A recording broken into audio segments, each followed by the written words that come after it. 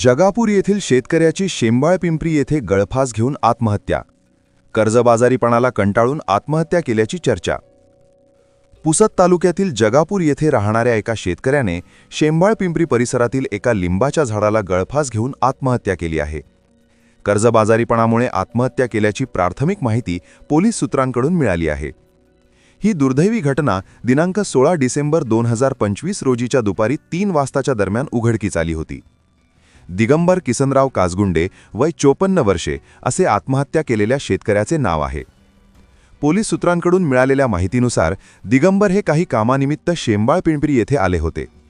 अशातच त्यांनी कॅनॉनला लागून असलेल्या एका लिंबाच्या झाडाला नायलॉन दोरीच्या सहाय्याने गळफास घेऊन आत्महत्या केली आहे. या घटनेमुळे परिसरात एकच खळबळ उडाली आहे. कर्जबाजारीपणामुळे व सततच्या नापिकीला कंटाळून आत्महत्या केल्याची प्राथमिक माहिती पोलीस सूत्रांकडून सांगण्यात आली आहे. त्यांना पत्नी, 2 मुली व 1 मुलगा असा आप्त परिवार आहे. त्यांच्या मृत्यूमुळे जगापूर परिसरात हळहळ व्यक्त केल्या जात आहे. प्रकरणाचा अधिक तपास खंडाळा पोलीस स्टेशन मार्फत केला जात आहे.